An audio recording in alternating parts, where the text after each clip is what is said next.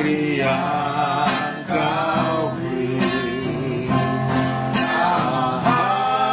habis-habisnya kasih dan rahmat-Mu. Selalu baru dan tak pernah terlambat pertolongan-Mu. Besar setiamu di sepanjang hidupku. Naikkan syukurku buat hari yang kau beri, habis-habisnya kasih dan rahmat-Mu. Selalu baru dan tak pernah terlambat pertolongan-Mu. Besar setiamu di sepanjang hidupku. Besar setiamu di sepanjang hidupku.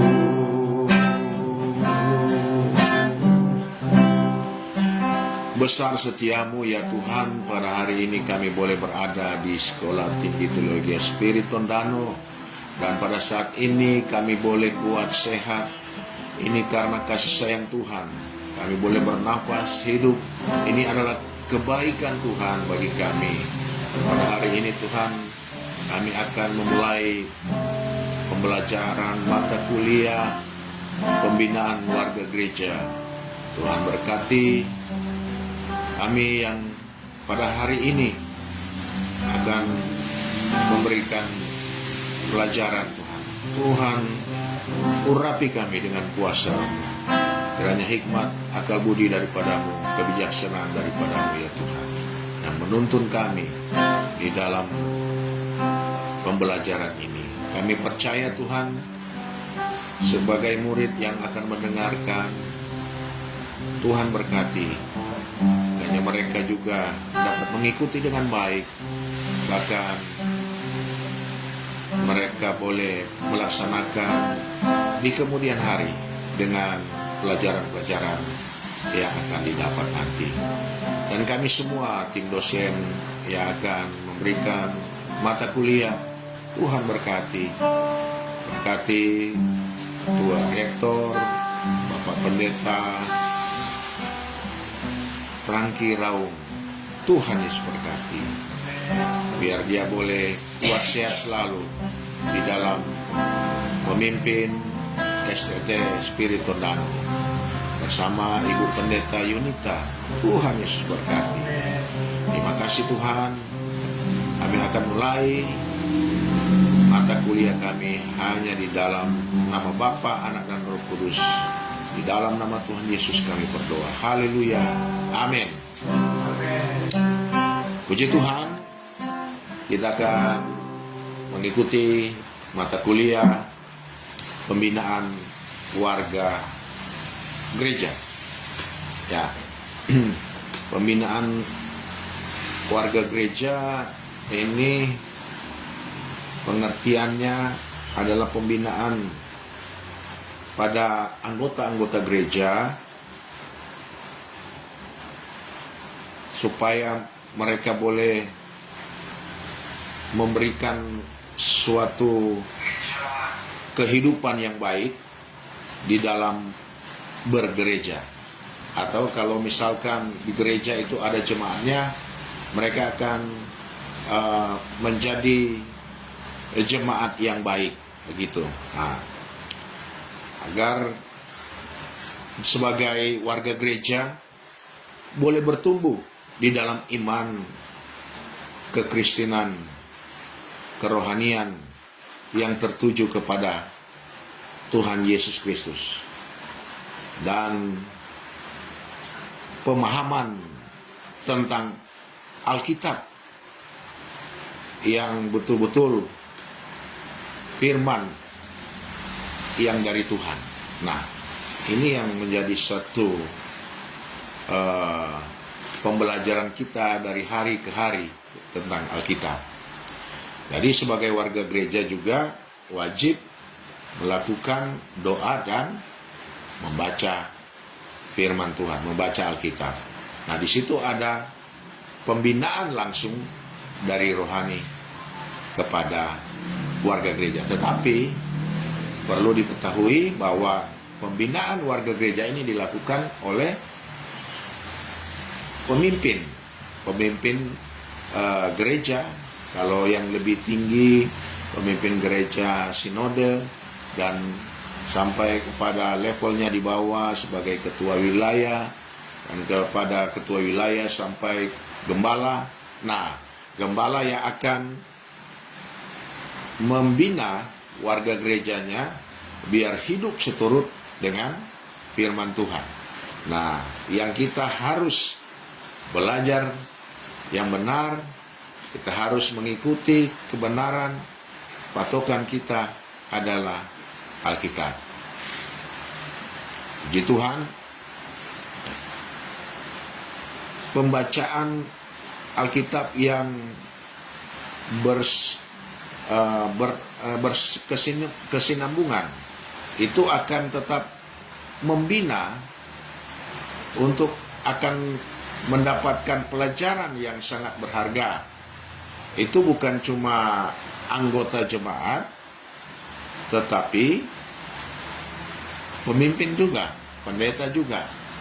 Nah, kalau gembala itu kewajiban juga untuk membaca Alkitab dan mempelajari dan mendalami Alkitab, supaya dengan apa yang didapat dari Alkitab itu sumbernya, nah itu yang menjadi patokan dalam pembinaan warga gereja.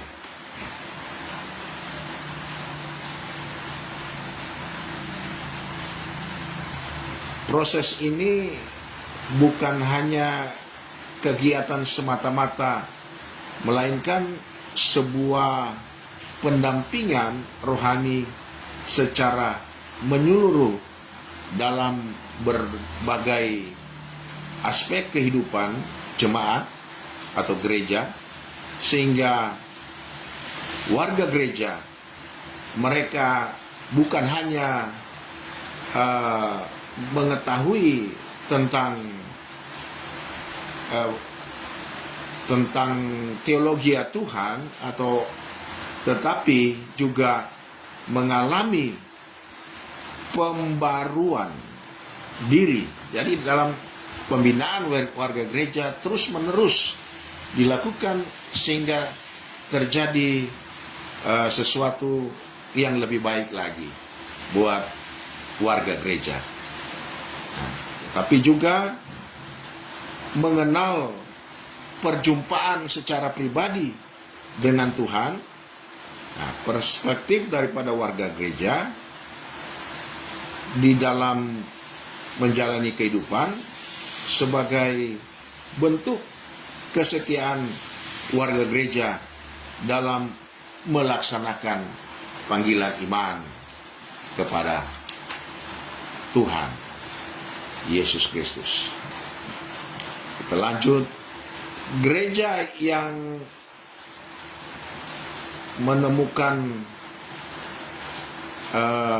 pembinaan sebagai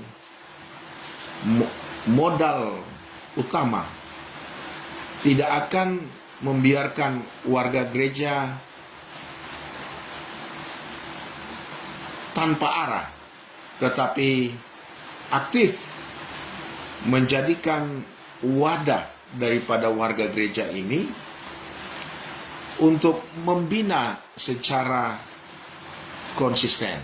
Nah, jadi pemimpin gembala secara konsisten dia akan memberikan pelayanan kepada yang pertama tentu wakil gembala, bendahara, atau struktur yang ada di dalam gereja itu, di dalam pengembalaannya. Bahkan sampai pada anggota keluarga gereja ya, itu jemaat yang ada, dan bahkan jemaat itu ada terbagi beberapa kategori. Ada warga gereja yang paling terbawah, yaitu anak-anak kecil umur 0 sampai 5-6 tahun.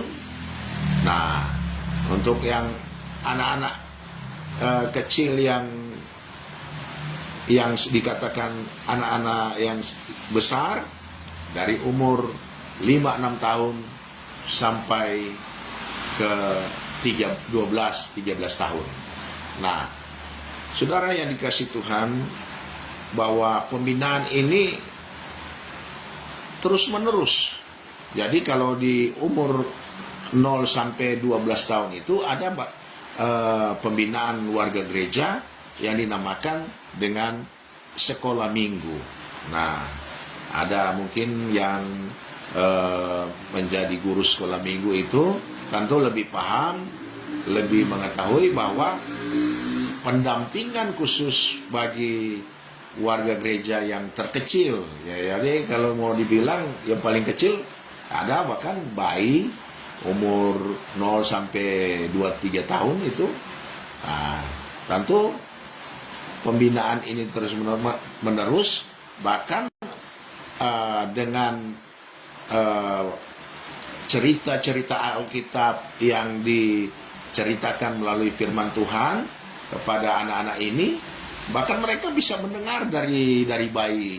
Jadi mereka boleh mengetahui bahwa ada rasa sukacita kalau mau datang ke sekolah minggu. Nah, ini lebih khusus buat guru-guru sekolah minggu untuk mendampingi yang anak-anak ini dengan lebih serius. Karena mulai dari tahap awal ini mereka mengenal Tuhan Yesus, melalui dasar mereka mengenal Tuhan Yesus, bahkan ketika mereka melanjutkan kehidupan mereka di dalam kategori remaja, bahkan dewasa, mereka akan tertanam bahwa Tuhan Yesus Kristuslah yang akan menjadi juru selamat mereka. Tuhan Yesuslah yang menjadi Tuhan mereka, dan Tuhan Yesuslah yang menjadi Raja segala raja di dalam kepribadian mereka. Nah, ini sangat krusial sekali bagi anak-anak kalau tidak mendapatkan bimbingan yang benar. Nanti pada saat dewasa nanti, mereka karena imannya kurang kuat dalam pengenalan tentang Tuhan Yesus Kristus, mereka akan berpikir sama aja dengan kepercayaan yang lain. Jadi ketika ada nyong atau nona yang didatangi oleh nyong yang tidak percaya seiman dengan mereka, mereka akan mengikuti karena mereka berpikir bahwa Tuhannya sama.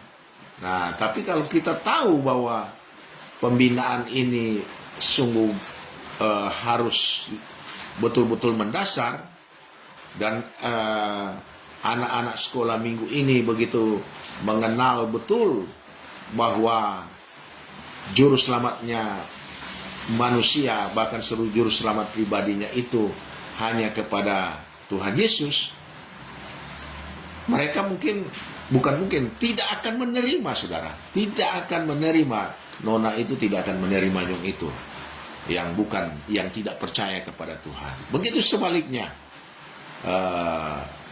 Sebaliknya, yang laki-laki pun tidak akan mencari pasangan yang tidak percaya kepada Tuhan Yesus Kristus. Nah, inilah makanya ada kategori-kategori yang lebih detail yang akan dibina. Kita lanjut. Di dalam umur yang 13 tahun 12-13 tahun itu adalah umur yang paling krusial bagi anak-anak yang sudah ingin mencari jati diri mereka. Mereka ingin mencari jati diri mereka, apakah mereka ini adalah yang mau jadi apa kira-kira mereka di kemudian hari. Nah, ini kebanyakan anak-anak yang 12-13 ini, mereka kelihatannya agak mengurungkan diri dan tidak mau ada jeda ada jeda itu di dalam umur 12-13 itu jeda. Mereka ingin sendiri dan ingin menikmati diri sendiri, ingin mengetahui mereka ini akan mau jadi apa gitu. Nah, ini adalah titik krusial yang harus dibina oleh gembala setempat agar mereka akan menentukan arah mereka bahwa mereka ingin jadi orang yang baik. Nah, kalau dibina dengan yang baik. Tapi kalau salah pembinaan atau mereka nanti orang Manado bilang dorang maraju, nah ini yang bahaya. Titik umur 13 ini yang akan dorang mau jadi nakal atau mau jadi anak yang baik. Nah, itu akan terlihat di situ. Tetapi kalau ada pembinaan yang baik daripada pemimpin, dari gembala turun ke guru sekolah minggu, guru sekolah minggu boleh mengarahkan dengan baik, mereka ini akan mendapatkan bahkan akan mendapat prestasi yang baik. Nah, bisa diarahkan dengan misalkan kemampuan, bakat, talenta mereka. Jadi kalau ada umur-umur begitu, kita tahu dia bakatnya main sepak bola, kita arahkan.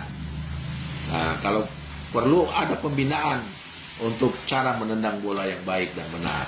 Kalaupun ada yang bertalenta sebagai penari, kita arahkan. Dan bisa saja dia menjadi penari di gereja, penari di rebana. Nah, itu semua untuk dipersembahkan kemuliaan bagi Tuhan. Itu. Nah, kalau ada yang pun yang bisa menyanyi,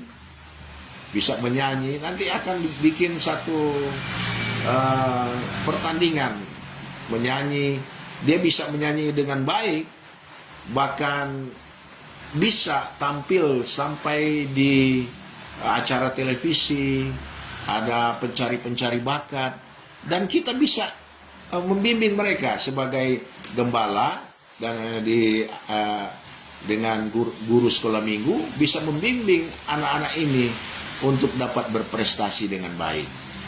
Nah, ini sangat dibutuhkan sekali guru-guru sekolah minggu yang punya dedikasi yang baik untuk membimbing atau membina anak-anak sekolah minggu ini. Nah, makanya saudara, di gereja-gereja yang sudah terstruktur dengan baik program-programnya, itu akan nanti ada program-program festival yang ada. Jadi ada festival menari, festival menyanyi, ada juga pertandingan-pertandingan olahraga, bahkan olahraga yang berpikir, ada olahraga catur. Nah, ini akan dikembangkan di situ sehingga anak-anak ini kemampuan mereka salurkan dengan bakat yang benar. Begitu, puji Tuhan.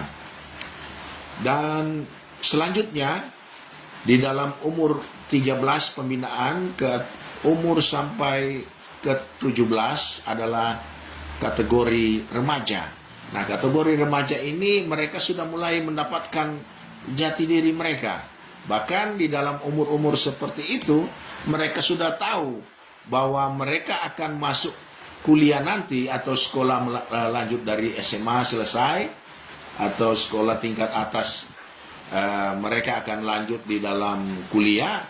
Mereka sudah tahu, ada yang mau ingin jadi pilot, ada yang ingin jadi dokter, ada yang ingin jadi guru, bahkan ada yang ingin jadi ASN, ada yang ingin masuk di Akmil, atau akpol.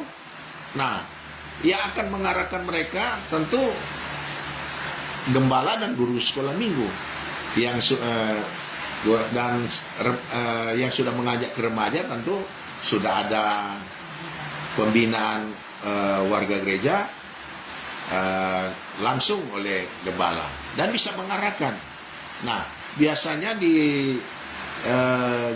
umur segitu sudah mulai lulus SMA, jadi gembala harus berinisiatif, berpikir yang lebih luas, sehingga banyak mengetahui tentang sekolah-sekolah yang ada yang diminati oleh jemaatnya. Nah, sekarang sudah ada Akmil, Akpol, bahkan di ada Universitas Pertahanan, ada di di Jakarta, Unhan, dan bahkan ada sekolah-sekolah farmasi.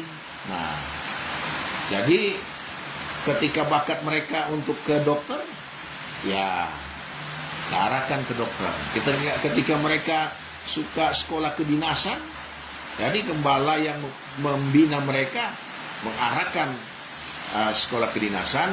Dan kalaupun harus aktif, bisa saja menghubungi sekolah kedinasan apa yang dibutuhkan oleh anak-anak ini. Kenapa gembala harus membantu mereka? Karena anak-anak ini ada juga yang masih pemalu, dan mereka mungkin masih belum bisa mengetahui tentang sekolah-sekolah itu. Dan tentunya kita sebagai gembala, kita juga harus aktif membantu jemaat kita. Gitu. Ada beberapa warga gereja, jemaat yang menjadi binaan kami. Kami bantu juga untuk bisa mengikuti jalur-jalur sebagai ASN, sebagai sekolah kedinasan yang kami tahu. Bahkan sampai juga kepada peminat-peminat di farmasi. Ternyata sekolah farmasi itu akan menjadi apoteker. Ada beberapa yang sudah kami bina dan mereka sudah mengikuti sekolah. Nah, makanya dalam pembinaan itu, pembinaan yang terus-menerus, yang aktif. Nah, dan kita lanjut di dalam pembinaan usia dewasa. Menginjak usia dewasa itu adalah umur 21 tahun hingga ke 60 tahun. Nah, jadi usia dewasa ini yang tentunya yang pasti akan mendapatkan pembinaan yang baik. Mereka juga tentu pasti akan menjadi orang yang baik. Dan pembinaan mereka juga bisa jadi nanti akan menjadi guru sekolah minggu di dalam usia-usia dewasa, ya, 21 tahun ke atas. Mereka juga bisa menjadi wakil gembala, bahkan menjadi koordinator remaja, koordinator dewasa. Nah, potensi-potensi yang ada buat dewasa ini harus juga bisa dipikirkan oleh gembala atau pemimpin. Jadi bisa dilihat di situ. Oh, ternyata mereka punya potensi di sini. Dan kita bisa bina mereka sesuai dengan potensi-potensi yang ada. Nah, biasanya yang dewasa ini tentu 21 tahun ke atas itu ada yang sudah bekerja. Bahkan ada yang sudah jadi PNS, ada yang sudah jadi TNI, ada yang sudah menjadi apoteker di saat umur-umur masih 21, 22. Bahkan ada juga yang sudah bekerja di farmasi, di apotek. Nah, sebagai gembala yang ada tentu akan membina warga gerejanya, sehingga potensi mereka ini apa. Nah, Jadi ada juga yang akan menopang dalam pelayanan nanti. Jadi mereka juga adalah modal untuk masa depan, kelangsungan daripada gereja itu, sehingga di kemudian hari, walaupun gembala itu diganti atau gembala itu misalkan pindah, sudah ada yang akan meneruskan gereja itu nanti. Itulah pembinaan warga gereja sesuai umur. Nah, dalam pembinaan warga gereja tidak terputus di dalam umur dewasa 21 sampai 60 tahun, tetapi akan berlanjut di dalam usia, lanjut usia. Lanjut usia itu umur 60 sampai selanjutnya. Nah, kenapa sampai umur 60 tahun? Mungkin saja gembalanya belum sampai umur 60 tahun. Tetapi bisa membina warga gereja yang lansia. Mengapa harus dibina mereka? Oh, mereka sudah tua, tidak usah jauh mau dibina karena mereka lebih pandai. Tidak, saudara. Mereka juga harus diarahkan pengenalan kepada Tuhan Yesus Kristus supaya mereka bisa melakukan kehidupan mereka sesuai dengan firman Tuhan. Jadi jangan kira lansia tidak membuat kesalahan. Ada, saudara, lansia melakukan kesalahan. Ada, kalau pergi di penjara, ada umur yang sudah 60 sampai 70. Bapak ada di sini. Ya, ternyata mereka melakukan kesalahan. Ya, kita tidak perlu lagi sebut apa yang mereka lakukan, tapi kita sebagai pemimpin rohani untuk membina, tidak lepas begitu saja. Oh, mereka sudah lansia, biarkan saja. Tidak begitu, saudara. Tidak begitu, Bapak Ibu. Kita harus juga tetap membina mereka. Ada kesalahan-kesalahan, kita doakan mereka, kita bimbing mereka dengan firman Tuhan. Ketika mereka insaf dan mereka sadar bahwa mereka melakukan kesalahan, dan kita berdoa untuk minta ampun kepada Tuhan, dan mereka merasa bahwa mereka punya kesalahan sudah diampuni Tuhan. Nah, ketika keluar nanti di penjara atau mereka apapun, mereka bisa menjadi orang yang baik, dan mereka bisa kembali kepada keluarga, bisa memberikan yang terbaik buat keluarga. Nah, demikianlah kategori-kategori pembinaan gereja yang ada di dalam gereja atau di dalam sinode yang ada. Nah, sekarang kita lanjut di dalam pembinaan gembala-gembala. Di gembala-gembala ini atasannya ada ketua wilayah. Nah, ketua wilayah wajib untuk membina, mengumpulkan gembala-gembala ini untuk membina mereka. Bisa saja, saudara, gembala ini melakukan kesalahan atau membuat yang tidak enak kepada jemaat. Ada saudara dari warga gereja ini melapor, kita gembala ini dia pemarah, kita gembala ini terlalu kasar. Nah, yang akan membina mereka adalah ketua-ketua wilayah. Ketua wilayah akan membantu ketua sinode. Dia akan membina dan mengarahkan, dan bisa membuat satu antara gembala dengan jemaat yang mungkin ada salah paham, boleh didatangi dan bisa memberikan suatu pembinaan sehingga dua-dua itu bisa saling memaafkan. Ya, gawat kalau misalkan gembala baku marah dengan dengan warga gereja. Jadi nanti gembala meminta tolong, warga gereja tidak mau. Karena apa? Bisa saja cuma ada bilang sadiki karena warga gereja ini merasa kasar, Padahal ada tegur dengan lemah lembut, tapi warga gereja ini dia lebih suka kalau tidak ditegur gitu. Nah, jadi lapor Pak Ketua Wilayah, dan Ketua Wilayah harus bisa menyelesaikan dengan baik.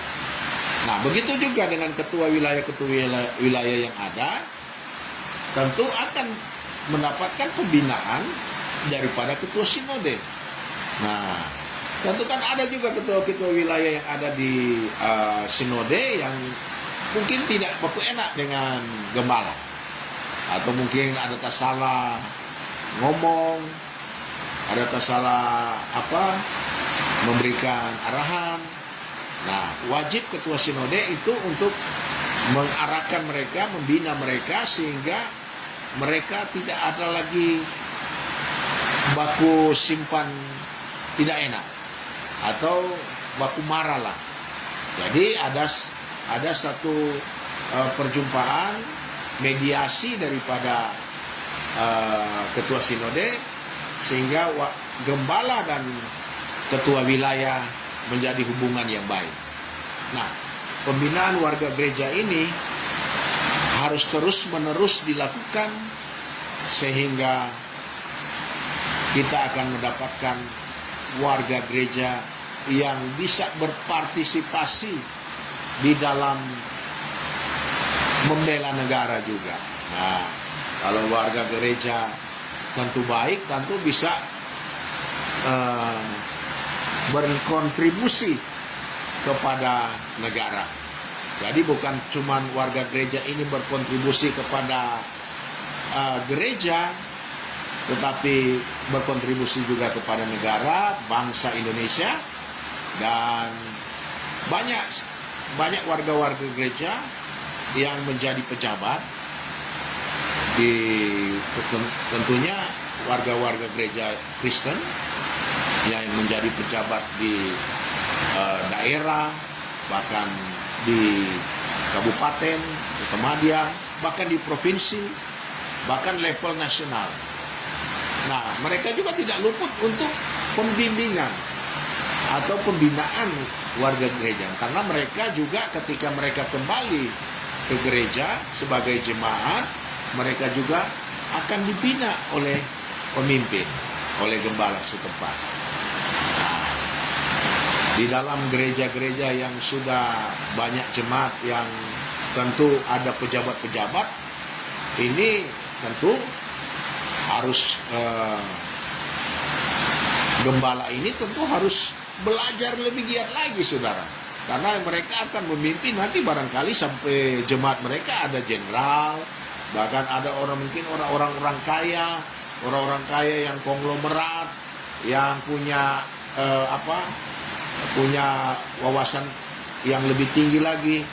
Nah, gembala-gembala ini juga harus mempunyai wawasan yang luas, bahkan harus digembleng terus sama ketua wilayah, supaya mereka mendapatkan informasi-informasi pendidikan yang baik, sehingga ketika mereka membina orang-orang yang mungkin dikatakan levelnya di atas, mereka tidak canggung, saudara, tidak canggung. Makanya gembala-gembala itu wajib menyelesaikan studi atau mata kuliah S1 sampai S2, barangkali sampai S3.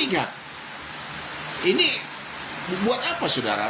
Karena untuk memperlengkapi daripada gembala-gembala ini untuk bisa membina warga gerejanya yang mungkin ada sekolah lebih tinggi, saudara. Ada yang dosen, ada yang profesor barangkali.